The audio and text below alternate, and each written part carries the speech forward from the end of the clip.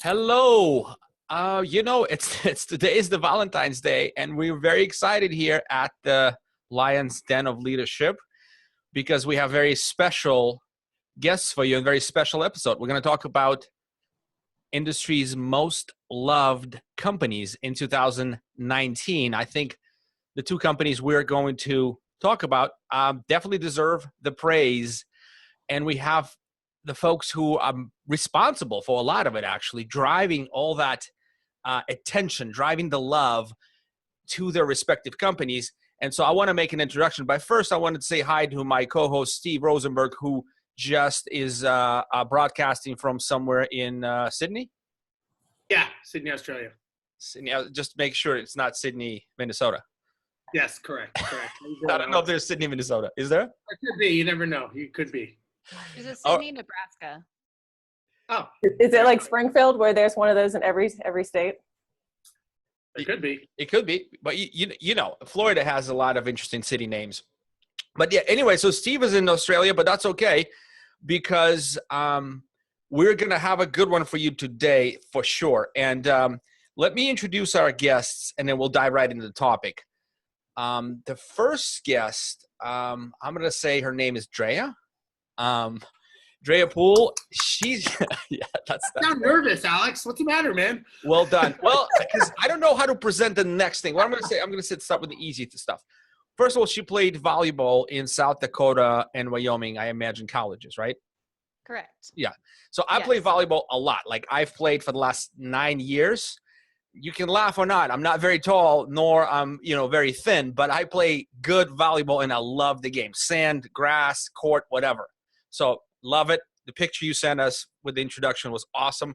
Maybe we'll have it in the show notes if Steve's technical team can figure out how to embed images. we'll see.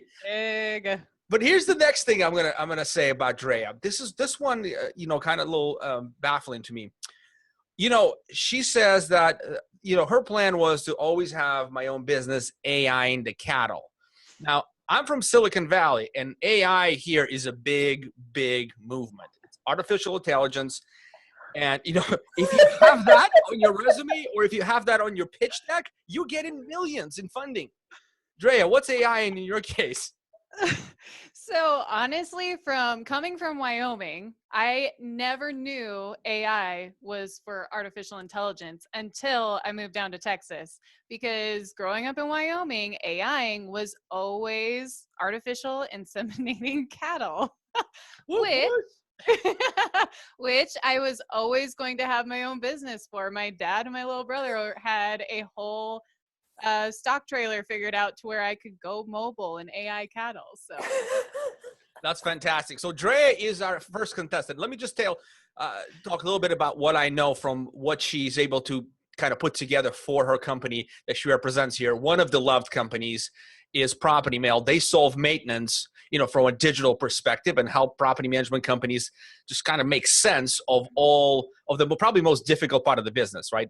Streamlining, organizing, and helping them get actually good reviews on the tail end of it from the tenants who receive good service. But so you started it with Property Mail just a year ago, right? A little over a year ago. Yep, January 15th, 2018. Wow. It'll be a day I never forget. That's fantastic. I mean, the way I see and the way you show up in social media and conferences, like as if you've been working there for as long as it has existed, probably like 3 years. I don't know. 3 years is long in tech companies, but yeah. It's, there's more to it. I mean, I know we'll probably hit it up again later on down the road, but people who do know that the CEO is also my brother. So technically I have been knowing what Property Mail has been doing and from the start. So it does feel even like, to me, I've been here a lot longer than a year. Yeah. Knowing and doing, two different things. So you're a doer. And that's what we're going to explore today and find out how other business owners like Steve and I and our listeners can copy some of the strategies that Ray and Thad employed to get you two wonderful human beings to represent their companies so well. Steve, you want to introduce our second guest? She can't wait. Absolutely. So our good friend, Ruth Rossbach. I get it right, Ruth? You did. Great job. Awesome. So this girl, I got to say, I only met her maybe a month ago, but I had virtually met her quite a while ago from conversations and just being tagged and stuff and already knowing who she is by not even knowing her. And, obviously very, very competitive person, which will prove very worthy later. But I mean, this girl's swimming at Rutgers, Olympic trial team, not once but twice. Is that right? Or you were close to making? I just missed Olympic trials twice by hundredths of a second. Once when I was in college, and then once after I took an 8-year break and then came back to it. Right, and when I was in college. Yeah, that's amazing. Mom, you have a 8-year-old boy currently, right? Yep, 8-year-old boy. And then you're involved still in the swimming arena. Is that correct? That is correct. So I'm also the president for Raleigh Area Masters swim team in Raleigh, North Carolina, which is one of the largest adult swim programs in North Carolina. And we're also a nonprofit, so we do a lot of work with adult learn swim programs and intercity kids swim meets and whatnot. So still heavily involved, and I love it. And I still swim to this day. Okay. And then how long have you been with Filter Easy for? It'll be 2 years on April 17th. She's got a year on Drea. Interesting. Yeah. I have a few years, Andrea. I have a few years. Let's be honest. No, I'm kidding. Now, here's what I find interesting, though, Alex. Now you have both of these ladies have very barely. I mean, I think it's safe to say, been in this industry in a very short time, but have made a very, very large impact. I mean, I would say most people in this industry and social media, they know who these girls are, but they also know what their company does. So, I think what you're seeing, in my opinion, Alex, you tell me, you're the marketing guy, is that people resonate more with the personality of the people, not necessarily with the company. So they don't want to see the CEO of Coca-Cola. They want to see what the CEO of Coca-Cola does when he goes home. They want to see that kind of stuff. And I think that's what authenticity, represent face, humanizing the brand is the way Jordan would say it, because, he likes big words. He does like big words, yeah. Putting your face on a company, to me, is just as good and just as descriptive. But you're absolutely right. So let's dive into it, Steve. If you don't mind, I queued up this question because I want to know, and our audience is on the edge of their seats right now, because I want to know what drives you, right? Clearly, both of you are extremely passionate for your companies, for what you do. You put in your heart and soul into it, and you're good at it. Ruth is #1 salesperson for the year for Filter Easy, and they have like 60 salespeople, right? We just have that much of a presence that it seems like it's 60 people. Oh, I think maybe we've got, and I don't know the exact number right now, I think we have 10. 10 is still top 10%. All right. And Dre is #1 because what? You're only one of you. You're knocking this out of the park. They don't need any more because you sell more than they can build. Yeah, no. We are, I mean, it's not a secret, we're hiring like crazy. And so right now, am I the only senior solutions expert? Yes, but we are hiring fast. I'm excited. Nice, fancy. So yes, #1. Awesome. So what drives that passion? What I want to know is, why do you care so much? Let's start. Well, either one of you ladies, choose your turn. But why do you care so much? Okay, well, I'll go. So why do I care so much? So I'll backtrack a little bit. I knew nothing about property management before I started working at Filter Easy. Also knew nothing about filters. But I've always had a deep and genuine care for people. I genuinely love meeting new people, getting to know people and helping them out. I've always worked in sales. I had my own art business for a while. Actually was in car sales, with luxury car sales, because I enjoy meeting that person and talking to them, getting to know them, figuring out what it is that they need, and then helping them find that solution. And that's what drives me most of all in everything that I do. So you love genuine love of people. I got it. Drea, what do you have to say? What is your passion? Okay. So, I mean, honestly, I love to work. I love coming to work. And especially with this job, I mean, it's a whole new level. As Ruth and I actually never knew anything about the industry myself before coming in, and it was a whirlwind of research and reaching out to people and learning more about it. But I love solving people's problems. Like, I'm a debater for a reason at heart. Like, I want to get to the root of the problem, and I want to help you solve it. And so as some of you have seen, like the Facebook Live post I did January 17th, because I forgot it was 15th for a year. I actually have done a lot of jobs before this one, and none of them have ever had the fulfillment and the excitement that this job provides. And so the love for coming to work is because of the job, and I get to help people. So I got to, on that note for both of you ladies, I'm curious because you guys are both sports people, right? You guys grew up in sports, playing sports, and I'm a big sports person. Alex, I don't know if fishing is considered a sport, but we'll say it is. But I know you do martial arts, Alex. But do you guys think that is part of what drives you, that competition? Do you think that because to me, that is the drive. I hate losing. I hate coming in second. But now you guys are competing in an industry that's a male-dominated industry, right? So you guys have another thing that you guys have to not really prove, but it's that what makes it more fun. Yeah, it's a competition, right? I love being an underdog and then fighting my way to the top. I love that challenge. I mean, I love doing new things. I love being challenged. I think life's pretty boring if you're doing the same thing day in and day out. If life is easy, it's not fulfilling to me. So having that daily challenge and all those other challenges and fighting for a win is also super motivating for me, for sure. Yeah, and I mean, coming from the volleyball world, like always thinking about going to practice, and you always had to give your best. Like I was not the best volleyball player out there, but because I worked hard, because I talked really loud, like I am into this microphone they have to hold up to my mouth. Because and then you have your team captains, like even having that as one of my things I was able to accomplish in life for one of the teams, it's a driver. I mean, it is a competition and you're always looking to improve. And I wholeheartedly believe that is a big part of why we are where we are today. So let me hang on a second, Alex. Let me ask you this. So when you guys get a no, right? When you're talking to someone and someone tells you guys no, how do you counter that? Like, obviously it's a sales process. And I'm curious how you guys counter that. And do you guys know on average how many no's you get until you get the yes, whether it's a soft touch of an email or something, but do you guys track that? And what is that average? That's a great question. It is a great question. I'll address the first part where you said, what happens when you get a no? To me, it's always it's a not now. It's not a no, it's a not now. And so then it's okay, so I hear you, understand you're saying no, but so that I can learn and learn from this experience and help other property managers in my other conversations going forward. Why is it a no for you for right now? And then usually at that point, after having more conversations, you get to learn more about why it's a no, and then understand that it really may not be a no, maybe a not now. And these are these issues these assumptions that I have. And then I've learned, and then down the road, maybe that person will be a good fit.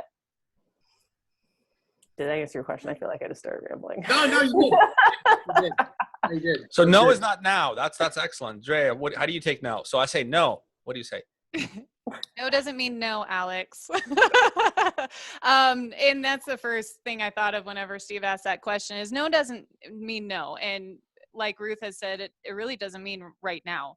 I know for a fact that with our system, we can help. And if you're the right fit, like there's only a matter of time before you come back to us. And it all depends on the situation. It all depends on where that property management company is at as to how long that no is a no.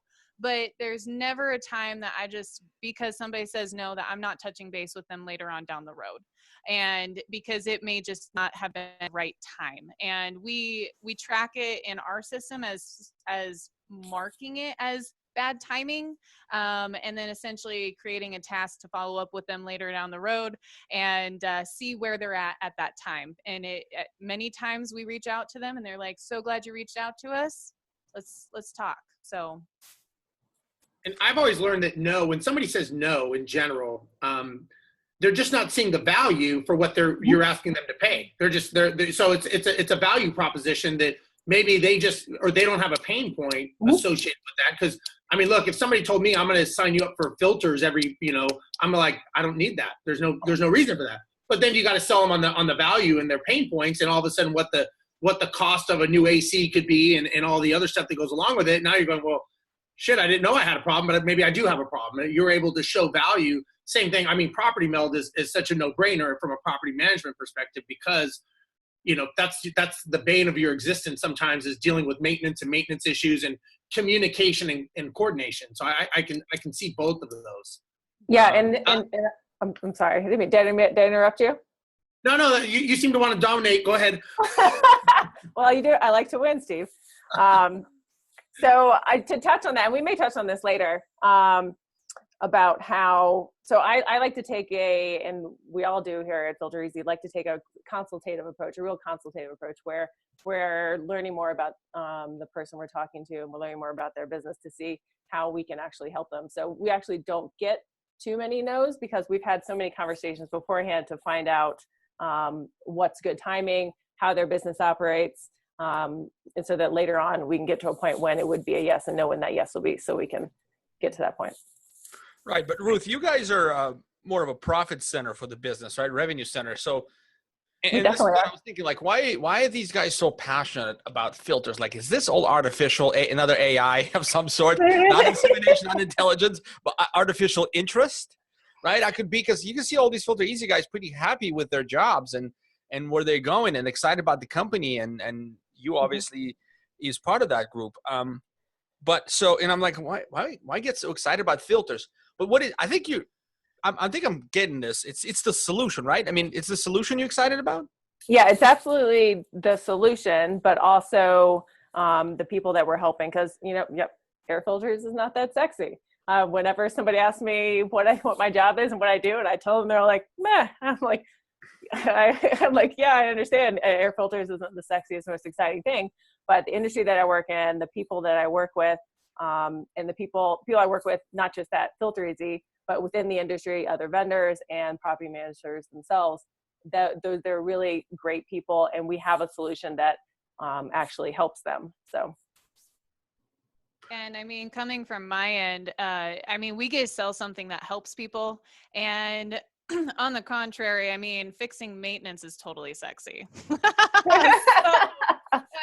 But in all reality, we're making a change for the better. And even, my job is exciting. People ask me what I do, and I'm all like, it's not just hey, I sell a computer, software system. It's nothing like that. It's hey, like, I fix the way maintenance requests are placed, and I make property management lives better. Like it's all about how you look at it. And even if your job isn't that exciting, it's all about how you can help somebody in every job, just as Filter Easy's doing. So yeah. And I will also say we're not just helping property managers with Filter Easy, because yes, we do act as a profit center, but we're actually generating behavior change in tenants. They're actually changing their filters, and so they're seeing energy savings, better indoor air quality, better health. And then also the owners love what we do because it extends the life of their system. So what the solution that we offer actually is a win for all three parties. And we love that we're able to provide Guys, what you do is boring.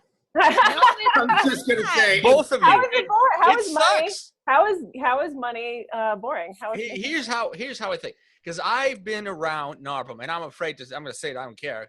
Because, a decade. A freaking 10, like literally it was like 10 years and 2 months, Steve. It's like ridiculous, right? 10 years, I've seen a lot of companies come and go. A lot of them come and stay. And very few of them are this excited, are able to find that kernel of excitement and sort of cultivate it in their teams and employees. It's a very unique skill set. So Thad has it. Ray has it. What do they have, girls? What do they have that our business leaders who listen to this can maybe rekindle? What do they do? So I will say that we all at Filter Easy have a genuine love for what we do. For me personally, I have this quote, work is love made visible, that I live by and have been for the past years when I came across it. We as a company, at least twice a year, we meet together at the beginning of the year for our sales kickoff. It's a couple of days. We all get together, we crowdsource wisdom. We reflect on the previous year. We reflect on what we want to do. We reflect on what we're going to do going forward and how we're going to serve. And there's a lot of genuine love in that room that happens. And then we meet again in the summer for Filter Easy University. So we have a lot of communication and love for each other that we think reflects in how we deal with people and in the solution that we provide. And I can tell you from the property meld side, like in all reality, I think it really starts with the culture and the atmosphere that Ray has really created in the office. And we have, you know, all of these big things that we look out for in each other, the humility, the loyalty, the agility, the integrity. Like, we have grit, and people genuinely care here. And it's fun. It's fun to care. It's just like, you know, taking it back to the sports mentality, like, you play volleyball.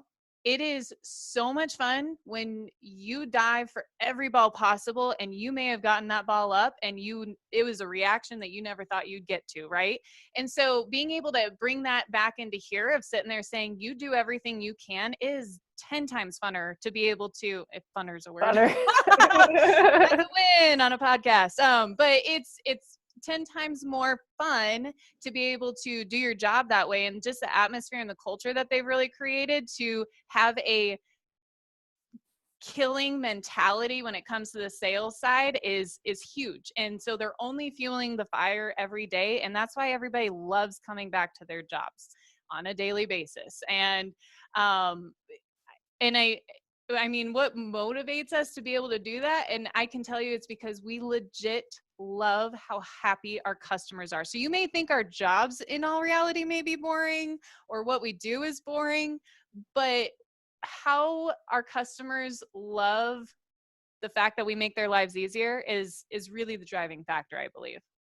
Well, let me just say, since I've got the property management company, and Alex and you guys both are vendors, property management is boring. So let's just start with that. I feel like the property management sector is like the average Joes in dodgeball of the real estate world, right? We're kind of like the trash men of the industry. Nobody really likes us, but they need us, right? So what we do in general is not the most sexiest thing in general. So you guys are coming into an industry that is kind of boring in general. So I think that it's one of those things that we just all have to accept the fact. Now, it's a necessary industry. I think it does great, and I think there's a lot of revenue, and there's a lot of way to help people and everything, but it's not the flashy sales, you know, you're going out to sell a luxury home or something like that. But let me ask you, sales are sales. So let me ask you, how does your leaders, how did they kind of transcend that to you guys? Because you guys kind of walked into an established industry. You guys are coming in as vendors. You're trying to basically sponsor and get to know property managers. And I don't know if it's a warm welcome or cold welcome when you meet them or when you offer your services. How do they kind of coach you guys through that? Because it's a little bit different. I mean, I know sales is sales. I get all that. But there's a little bit different in this industry. Do you guys agree with that or no? I'm going to let Drea go first because I've taken the first go at all these questions, I feel Actually, you know, it's funny, Ruth. I've been keeping track, and you've spoken 4 times first, and Drea hasn't spoken once first. So, well, it's I'm glad somebody keeps track of those. Yeah, I mean, priorities, Alex. But I mean, I'm just trying to help you guys out. We could be talking over each other and then, oh, sorry, no, you go. No, please, you go. Like, I don't think that we're that kind of person. Yeah. We have the power to shut down whatever microphone we choose to, and that's fine. Good. Noted. So now I don't even know what the question was. Thanks. The question was, is this industry different? How different is this industry? And what does your leader, and this is what I want to know. Maybe I'll modify Steve's a little bit. Steve, my apologies. Feel free to interrupt me. But I want to understand exactly what is the tool set, what is the toolbox that you are being handed in order to operate, to do your job better, in order to make the introductions, in order to make this grumpy property manager smile a little bit and get a high out of it. What is that toolbox? Our audience is on the edge of their chairs. Give us some nuggets. Yeah, thanks for letting me go first on that one, Ruth. I give. Yeah, he's such a giver. Okay, so, I mean, I don't know if they necessarily gave us anything because I came in, it's hard for me to say that way because I came into this job kind of unconventional, and I actually applied and interviewed for a job and I didn't get the job. So the first time I interviewed for Property Meld, somebody else passed me up. And the story behind that is Ray told me, he said that you can always go get another job. I cannot get another Property Meld. So you guys can take that for what it's worth. It's interesting. So you have to work up to it. I did. I had to really perform. And I mean, it's not even so much like, hey, I love doing my job and I want to do it right. I mean, I grew up in the Midwest to where I'm maybe kind of a unicorn on that side of things. Like, I love to work, and it's not unusual for people to have 3 jobs up here, you know, and just because they can. And so, but I came into this job and not knowing anything about the industry and being really a blank canvas, I was able to soak up everything Ray had to give me in all reality. What was it? Give us couple. Give us one thing that he said or enabled for you. Like, I don't know, he tuned your computer to black and white. I don't know. What do you do to make you effective? You're effective. Give us a nugget. And then we'll go to Ruth. I promise. Well, I think in all reality, he gave me the confidence that, hey, this product does what it does and we do it right. And it's a no-brainer. Okay. So you can work off of that, as you know, and it may just be my personality, but you can work off of that and be confident and, in a sense, kind of cocky, and to be able to go out to people and talk to them for the first time and sitting there saying, I got you, right? And so you get that smile from that person. But at the end of the day, what he gave me was the confidence. He gave me the opportunity to trial and error. Like, just because I make a mistake, he didn't rag me for it. He didn't get on my case for it, right? Like, he gave me the opportunity to make those mistakes as long as I'm learning from those mistakes. And so that gives somebody that confidence to be able to continue trialing and erring and improving. And at the end of the day, as long as you're willing to learn, you're going to be able to soak up all the knowledge you need in order to be a successful salesperson. That's my thought. That's great. So this is great. This is to me, this is the kernel of wisdom right here. Absolute confidence in the product's ability to improve your customer's life. Unquestionable, unshakable. And the owner of the business steps in to those shoes and ensures that everybody's excited about this, because, you know, every business has problems. Every business has problem customers. Every business has complaints. Phone rings. Sometimes it's a bad tenant, right? Or bad owner, or bad property manager, or whatever the case is. But that absolute steadfastness in the product, and also allowing you to fail forward, right? Fail, because look, I can talk, like I've done this for so many years. I can set one of my new employees down and tell them everything, like literally in 4 hours. They're going to remember nothing, and it's going to be terrible. But the idea is, the trainings that Steve does are amazing. I think that's a great playbook to have all these videos and basically allow somebody to train to their job, but also allow them to fail the space to fail and learn, right, Drea? The space to fail and learn without getting slapped around every time. Exactly. And so then it's the atmosphere. It all goes back to the culture. And then you're willing to take those leaps, and you're willing to try something new, knowing that you're not going to get fired the next day, and knowing that you have that opportunity to grow and learn and be willing to take that. And they're okay with that. The confidence. So I got a question. How are you guys, how do you feel about like scripts and role playing and constantly getting better at being a salesperson? Are you guys believers in that? Or are you guys not? Because you guys are salespeople. You guys are talking. You've got a certain way of doing it. Ruth has her hands up like she's going to attack the thing. I'm not sure. I was stretching. Okay. So anyways, what are your guys' thoughts about that as salespeople? Absolutely. I feel like, and I know this is something that's essential, especially in the industry that's dynamic, is to have a white belt mentality into coming into work every day. Willing to learn, willing to fail, because there's no growth without failure. Learning from those mistakes and getting better. So one of the things that we do at Filter Easy that has really helped us all is that we have a sales training at the beginning of the day on Tuesday and Thursday mornings, and we take turns leading that sales training, and then crowdsourcing wisdom from each other. So we're all learning from each other because we're having different interactions with different people. We work in different territories, and Scott or Thad will put those have put that into place and given us the confidence to, you know, lead these sales training in front of all of our teammates and be able to instill wisdom in each other based on our failures and our successes. So do you actually script and pitch like in front of the crowd and like, okay, go, like you're on the phone, go? We have done that. That happens a lot more. You're actually going through a script and doing a pitch when you're a newer salesperson. And there's definitely a lot. We also record a lot of our demos that we do over Zoom with property managers and whatnot, so that we can go back and learn. Demos on filter replacements? Pardon? You do demos on filter replacements? Not on filter replacements. I mean, it's pretty much a no-brainer to how to change a filter. We do put instructions in every filter box, but I'm gonna go. That's a long answer of no. I'm gonna say with as far as doing scripts. I want to tell you that I full-heartedly believe in scripts. Like when I first started, and I'll never forget it. I mean, like I said, I was a blank canvas. Like I knew nothing, and it was very brand new in many ways, and I had to essentially create my own script. And so I had to listen in on demos with Ray was doing demos. I would type out word for word as best as I could. I took those word for word demos, pulled it into a 5-page script, and essentially it's now a script that we follow from here on out. Like documentation, being able to document that process and having that script is key. And not only that, but then we have SDRs that are coming into our system now because we have a script and because we're able to utilize it with other systems.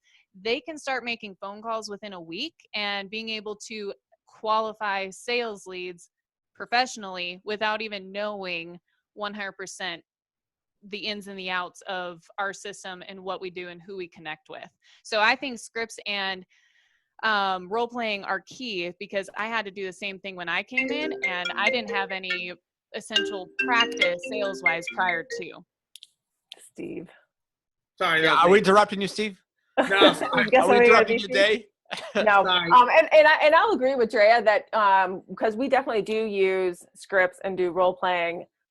It just happens a lot more in the beginning when people are newer and they're getting ramped up in their training. So I wholeheartedly believe in that. Yeah, I just, my thoughts on the whole script. I'm a big believer. I look at, pro athletes, right? They practice all week long for a 2-hour game on Sunday, and they're professionals. So I always, when I hear people tell me that they're professional salespeople, my first question is how often are you practicing?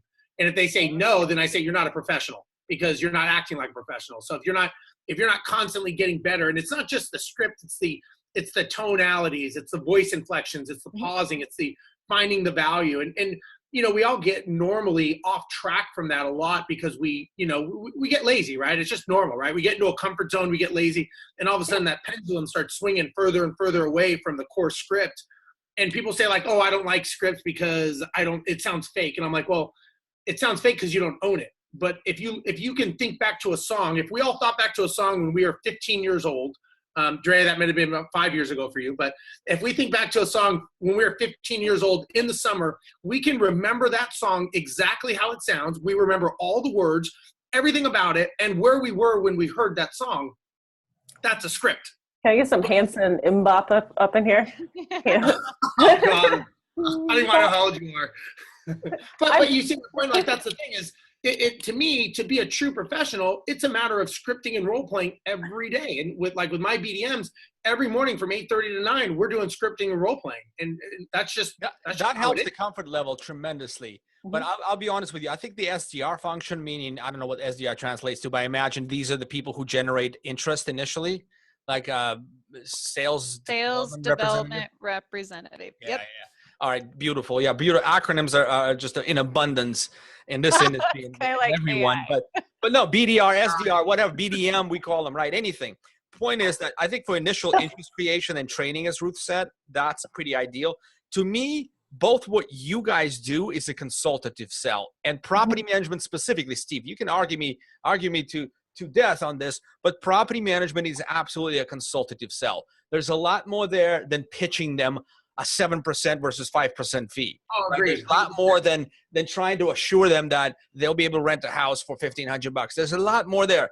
And so it's all about discovery for me. Discovery is about care, asking questions, and sort of, so look, people who are loud talkers that control the conversation, overwhelm the conversation, right? People who sort of ask questions and interviewers, they control the conversation. Well, I almost said it wrong. Yeah, Steve. That's not a salesperson. That's just someone being a bully. That's not a salesperson. So I agree. Look, when somebody contacts, Property Meld or Filter Easy or you or me, Alex, they're doing it because they have a problem, right? Essentially, they're not saying, hey, I've got nothing to do today. I think I'm going to call a property management company, waste their time, talk to them for a couple hours, and go, no, I was just kidding. I really don't want management services, right? They're not gonna right? I mean, they have that concept to me. Sometimes it seems that's the case. That's what people do, right? When you answer the phone, they're there just to F with you, That's what I think. Every time I see Steve's name come across my phone, I'm like, oh God. God, what does he want? He wants filters. Filters. So let me ask you guys this then. How do you guys organize your day? So my day always starts with a workout in the morning, whether it's swimming or going to the gym and lifting, also practicing my handstands for #handstand challenge. That's right. You had to slip that in, didn't you? You had to slip that in. Yeah.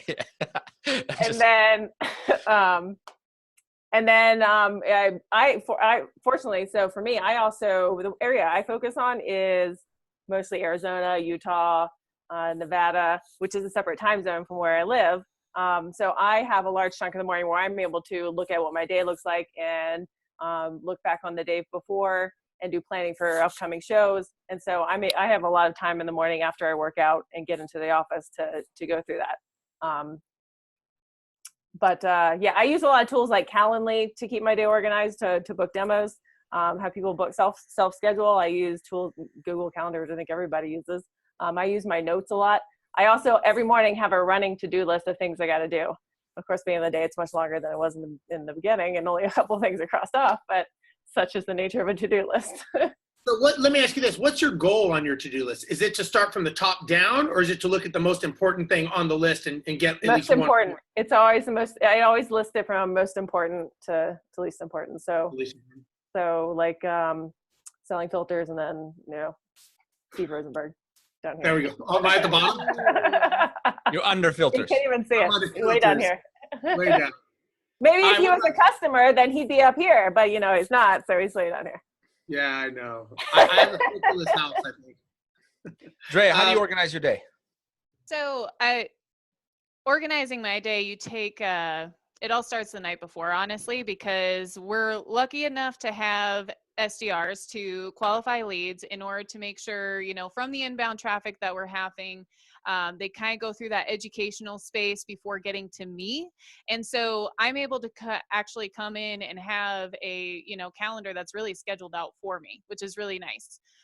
So they do their job, they do it correctly. I'm able to beforehand, the night before, go through and see who I'm going to be talking to, obviously doing any research I need to do on it beforehand to be able to see where their sticky points are, where their pain points are, what we're going to be addressing in the demo, having those notes ready to go, finding out more about their company.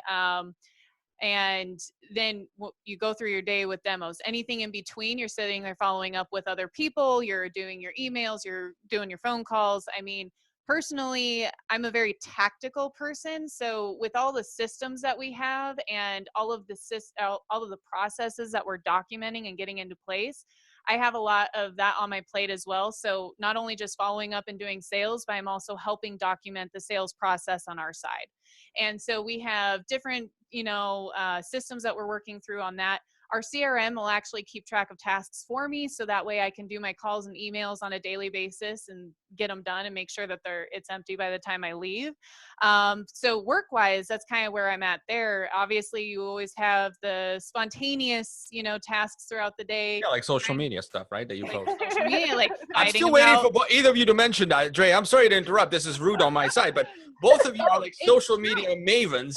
And I haven't heard. Did I miss something, Steve? They organized their day without social media involved. I'm not done yet, Alex. You totally just interrupted me, Steve. I think they do it when they're hiding in the bathroom or something. I don't think they do it. I think they do it at work job time. No, and that's where I'm talking about your spontaneous different tasks throughout the day. I mean, I'm constantly fighting about pineapple pizza and about divorcing or not divorcing my work wife. Oh, and no, you can't do it. It's in a prenup. You can't initiate that. And if, handstands are really worth watching. And of course, I have to work out in the morning because everybody wants to see about the Versa climber. So, and there's things that happen throughout the day. We have people come in. We have, just like today, I had one of the property managers send me a thank you card. Like, I'm going to do something social media on that to not only present their company, but just publicly thank them. And so there's different things throughout the day that are always taking your attention, but that's why you have your task list. And that's why you do your research before, so you can take all that spontaneous stuff out of there. But, that's fantastic, guys. I'm going to say that your companies are extremely well represented by two of you.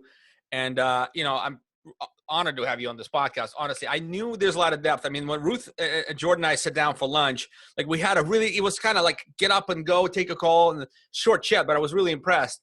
Drea, it's great to hear that, all of the things that you guys are doing today, I think a lot of people who are listening need to start doing. And to represent their company, put face on your company, make it that face, smiling face. I just try to have fun at everything that I do, and I have fun with my job and the people I work with, so it makes it easy. It's not like it's a job. It's in the whole, everything is social media. You just got to have fun with it. I have to disagree. I feel like social media is a job. And it takes a lot of work and it takes a lot of practice to be able to, have a presence on Facebook. You have your algorithms, you have is this an interesting concept? Is it not? And there's a lot of work that you have to put in behind that. And so being able to come up with content that people are excited about and willing to share and willing to fight about, that pineapple pizza thing, I'm okay if I never get tagged in another pineapple pizza post in my life. But people really resonated and they felt connected and they were willing to just argue for fun. That's important. And people coming from a sales side, people want to buy from people they know. And it just makes your job easier. So having the social presence is a benefit to sales, but I do believe in a small way, it is a job in its own form. All right. Very well said. Enough of all the niceness, Alex. I want to see some down and dirty. I got to say that Ruth is up 6-1 of talking first so far in this conversation. Don't sway the audience, man. It's irrelevant. That fact is not. Guys, don't be swayed by this. Alex. Thanks, Alex. I'm stoking the fire a little bit. So, Alex, why don't you explain what we'd like for them to do here? All right, ladies, it's going to be interesting. By the way, both of you have agreed to this. And so we're not just spontaneously putting you on the spot. You presumably had a little bit of time to prepare, but you're professionals. And you're professionals. Yeah, it doesn't matter. And really, you don't really do speaking scripts, but we just want to see if you can and which one of you is better. And then depending on how well you do, I'm going to make a little bit of a surprise announcement after the pitch competition, but we have about 5 minutes to finish up. So let's do a quick pitch off. So the idea is 30 seconds. 30 seconds. 30 seconds. You have to fill the full 30 seconds. Okay. I will raise my hand when 30 seconds begin, and I will raise my hand when the 30-second end. That's it. That's simple. If you get like a five, raise your hand when it's 25, so then you can count down, so we know it's coming. Well, I don't know if I can do one figure at a time. I'm not that flexible, but let's do 5 minutes. Oh, not 5 minutes. 30 seconds. 5 minutes. Do 5 minutes. All right, now. I had that kind of time. Who wants to go first? Guess what Ruth does? Ouch. Let's make it 7-1. Oh. Well, I might as well just keep with the winning then. Whoa. I'll go first. I'm letting you go first to give you a chance. I like that. I'm going to go warm everybody up for you. I'll show you how it's done. I'll show you how it's done. All right, good. So here's the plan. Here's the plan. 30 seconds. You pitch your company well, and we're gonna have. I'm not judging. Instead of Steve and I judging, we're going to have people on the Mastermind Facebook Property Management Mastermind Facebook group to vote, and whoever's done better or has more friends may win. You ready, Ruth? Sure, let's do it. Filter Easy doesn't give you one more thing to do. We give you one less thing to worry about. So we created a no-cost solution for PMs that gets residents to change their air filters on time. We are a subscription air filter delivery service that acts as a profit center that allows you to hold residents accountable and decreases your HVAC-related maintenance calls by an average 30%. Tenants see energy savings and better indoor air quality. Owners see a longer life for their HVAC system. And you, the PM, regain time, money, and happier clients. Beep. All parties win with Filter Easy. Nicely done. Really nicely done. Almost perfect. I mean, guys, this is not easy. You try it home. You try it home. This is very difficult to do. Good job. It's not easy when you're reading it from your computer. Oh! That's because if I don't, I will go over 30 seconds because I'm like, you go over 30 seconds. You know what? I'm going to win because I'm timing myself here. Has to be the best pitch. The microphone turns off in 30 seconds. Drea, are you ready? Oh, I am ready. You asked me what Property Mail does, and I'm going to tell you that we are here to make all of your maintenance dreams come true. Typically, we see maintenance coordinators handle around 350 to 450 units before you have to hire somebody else to handle the qualified volume. But our customers are having their coordinators handle 800 to 1,000 with ease. So with the ability of cutting out 60% of your maintenance coordination time and increasing resident satisfaction by 87%, it's a no-brainer. Well, I already hung up, but awesome. That was really, really good. Nice. Really, really good. Those were both pretty good, ladies. I got to say, those were good. Round of applause, everybody. I'm not shaking at all. That was not nerve-wracking. That was fantastic. Both of you did well. It's the timing that will get you, right? You have to practice a lot. And that's why what we do at the PM Grow Summit is this crazy format that's called 30 by 30. Are you guys familiar with that? Have you been to the last summit? I did not, but I want to hear about it, so tell me more. All right, so it's like a TED Talk, right? So what happens is and Steve's going to do it, and it's going to trip him up. Steve is a professional presenter. Like, I've seen him present recently, and he's like, and the last time I've seen him was 2 years ago. It's like a leap, but he will get tripped up by this presentation style because it's 30 seconds, it's 30 slides, 30 seconds each, auto advancing, 15 minutes. Okay. So you have to know the timing. You have to understand how your slides move. You have to really know your stuff, and you have to cut all of the fat. Okay. And so what I'd like you to do, I think you guys both are phenomenal and fantastic. Thank you. I'd like to I pulled some strings at the PM Grow leadership and events team. And I think we'd love to invite you guys to do a talk that is as challenging. So somebody's going to win this particular pitch competition, but what we'll ask you to do is do a head-to-head, true competitive style, 7.5 minutes presentation on how to humanize your brand or put a face on your company. And both of you will have 7.5 minutes, and the two of you will have 15 minutes, and the audience will vote live. Like Jordan and I did that head-to-head it was difficult. I won. I took him down, and Jordan is very articulate. Is there video evidence? I will send you the video evidence. It's that format. So we'd like to have you guys go and do that and just teach us how to put faces on our brands. Are you guys willing to do that?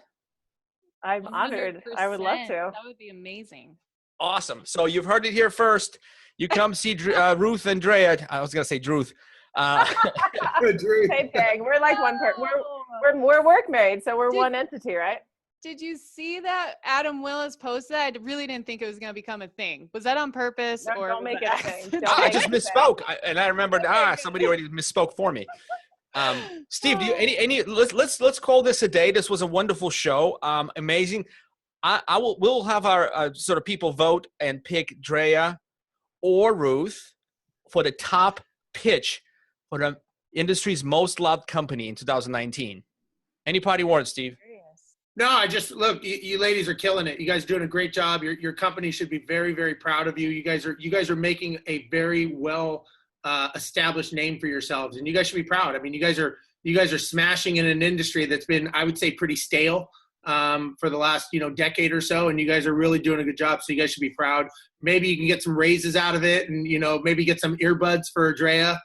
Maybe a stepping stool for Ruth. Kind of help everyone out there. But, you guys are doing great, and thank you guys for being on the show and being such good sports. You guys are true champions, and I look forward to seeing the PM grow. Well, thank you for having us. And I will say that Drea has been a godsend. I love her to death. I call her my work wife because, I mean, what is a wife or a spouse? I mean, you support each other, you make each other better, hold each other accountable. Love having her in my life. So, you know, love she added me on Facebook, and that's when the ball and chain just started. I didn't have a choice. No, I'm kidding. The only thing that would make this Valentine's Day dinner or Valentine's Day better would be is if I could have dinner with you tonight, but that's not going to work. Well, while we have all this kumbaya, may the best woman win. Woo! Yes. And on that note, ladies you, and gentlemen, guys. it was a pleasure having you on this podcast. We'll see you in 2 weeks. Thank you.